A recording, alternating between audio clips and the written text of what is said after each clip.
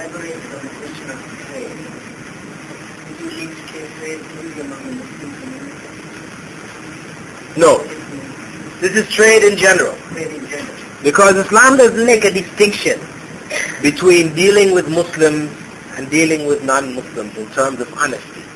Honesty is one of the intrinsic qualities of the believer. He doesn't turn it off when he's dealing with non-Muslims and turn it on when he's dealing with Muslims. It's not in this fashion. This was one of the signs of the deviation of the Jews.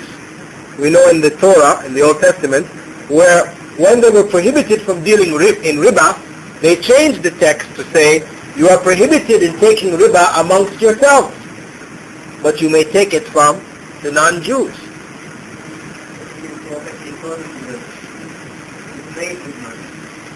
Certainly.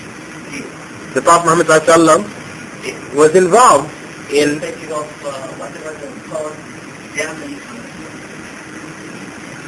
No, we are not concerned where they get their money from. I mean, unless you know for certain, for example, that the person you're dealing with is a criminal. So this person is a gangster who's known in the society for dealing in drugs, etc., etc. You know, for you to deal in business with this person, of course, you become one who is aiding this person in corruption. So it would not be allowed to you.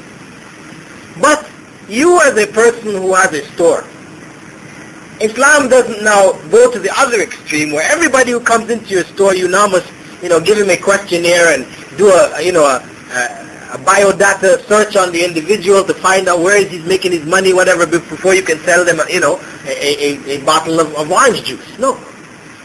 Islam doesn't require you to do that. You deal with people in general business transactions, you deal with people straight up and down. But once you get information to indicate that such and such a person is corrupt, then for you to enter into business transactions with such a person would be to aid him in his corruption, and that in itself would be prohibited. Well, what I stated, right, was, concerning a person who is directly involved. You've gone to work in a brewery where they're making alcohol. For you to go and work in there, I mean, it is obvious that you are aiding them in the production of something which is prohibited and corrupt. However, in an indirect sense, where Western society as a whole has the vast majority of their dealings involving interests, Islam does not go to the extreme where it says now that you may not deal with anybody or any other, business or which may have their monies involved somewhere along the line in some production which is prohibited. If it is obvious and you have a means of diverting your cash elsewhere, then it is better. I mean, what really Islam ultimately strives for is the control of the society in which it exists, in such a way that, for example, in a Muslim state, we would not allow the non-Muslims to set up breweries.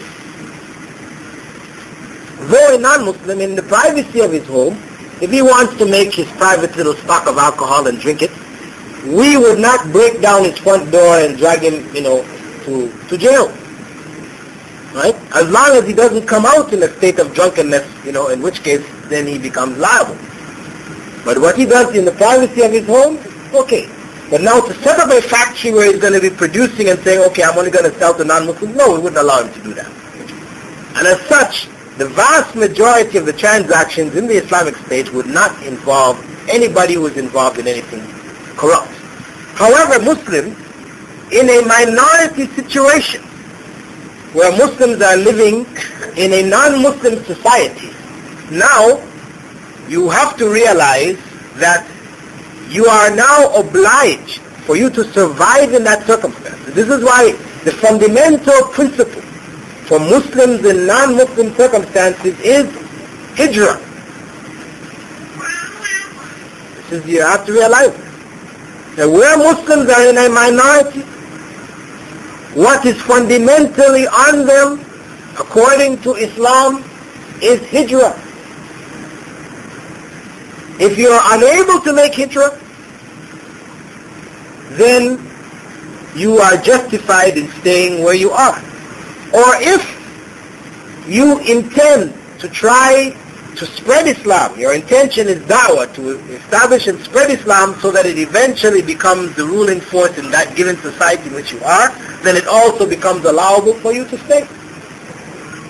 Otherwise, according to Islamic law, it is prohibited for a Muslim to remain under the rule of non-Muslims, because you will be obliged to compromise time and time again in various areas of the religious commandments. You will be obliged to disobey Allah in a variety of different areas. This is why fundamentally Muslims are obliged to make hijrah. And this is where you will hear that when you talk to scholars, especially those in Muslim countries, they will say, you should make hijrah, you shouldn't be there, But of course, the reality is that the vast majority are not able to make hijrah. They do not have the means. And the Muslim countries that exist around the world are only Muslim in name. They do not invite people to make hijrah. So then again, you don't have any place to make hijrah to, even if you wanted to. So given these circumstances, then you have to have a particular outlook in your prohibited circumstance. You realize that it is wrong, but it's something beyond your control. So what you have to do is to strive to change it. You strive to affect the society in which you live in such a way that it will eventually become an Islamic society. You are obliged to get involved in the political process, the administrative process of the society, so that you may control certain aspects of it to protect the Muslim community. If there are no Muslim lawyers, then Muslims are obliged to go to non-Muslim lawyers to get their rights when cases come up. And naturally, non-Muslim lawyers will not be looking out for the interest, except in rare cases, looking out for the interest of the Muslim society. So it becomes essential. Though the general principle is there in the Quran, where Allah says that whoever judges by other than what Allah has revealed is a disbeliever, is a kafir. Though this is a general principle, this really is in reference to a circumstance where a Muslim is in a position to apply Islamic law and he or she chooses the laws of the disbelievers. Such a person is a disbeliever.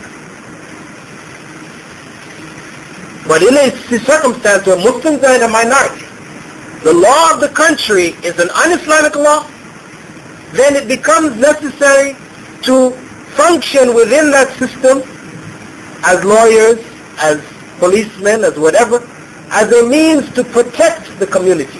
You don't go into the legal profession with the intention that lawyers make a lot of money.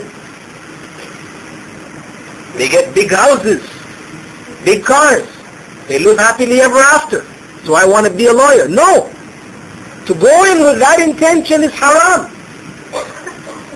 Because the biggest lawyers are those who are able to successfully defend the biggest criminals. These are the biggest lawyers. You as a Muslim lawyer can only take cases for people who have been unjustly treated, their rights have been taken. You fight to defend their rights. These are the only kind of cases you can take. You will make a reasonable living because people need lawyers, but you will not make the big money. And you have to go into that profession because you know you're dealing with the laws which are not the laws of Allah. You have to go into that profession with the intention